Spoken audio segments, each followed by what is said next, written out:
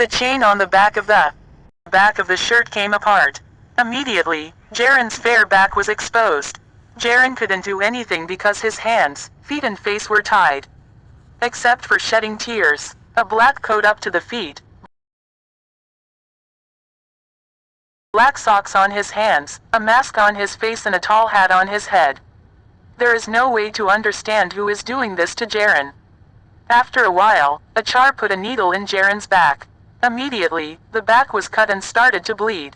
Jaren could not bear it and could not say anything again. The man then uses a tattoo machine to write something all over Jaren's back in such a way that Jaren faints. When the writing was done, the person motioned for Jaren to open the gag. As soon as the gag was untied, Jaren screamed and said very violently, "Jaren, you won't save a single one. Doing this to me will have very bad consequences for you. I said my father will not leave any of you. I will tell everything to father." The boys started laughing at Jaren's words. One of them laughed and said, "You will tell me when you come back alive." Everyone laughs a devilish smile. Jaren panics. He shouts again, "Who are you? What do you want from me? Have I harmed you? Please let me go." Again the boy said, "Madam, what did you do?" Dying in love, Jaren's mouth is tied again. All the boys grab Jaren and get into the car. The man in the black coat just motions to take Jaren. The boys also do as he says. After they left with the car, a small smile appeared on the corner of the lips of the man in the black coat. Today for the tired time. Another body was found under the bridge next to the same station. It is clear that the body was thrown from the bridge after a lot of torture. The body was searched well and the same marks were found which were found on the previous two bodies. The police could understand that it was the work of the same person. However, they could not understand who was doing it. Blank, AAY. Killed. Mom Mihu is lamenting after being hit by a car. "I will leave you with your car to the varsity field.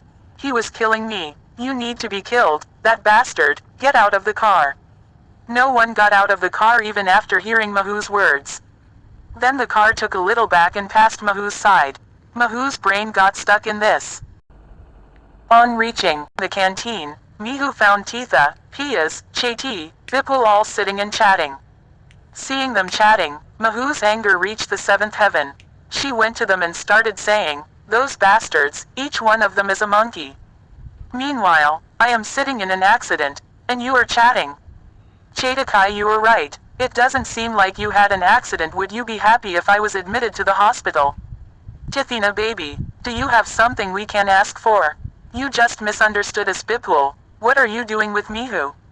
First see where she is." Cheti, "Oh yes, where do you feel? And how did it happen?" Mihu, "Ark na boin, it seems that a haramzada wanted to murder me. I am surprised by Shala's attitude. He hit me with a car. After that, he drove past me without asking me to leave.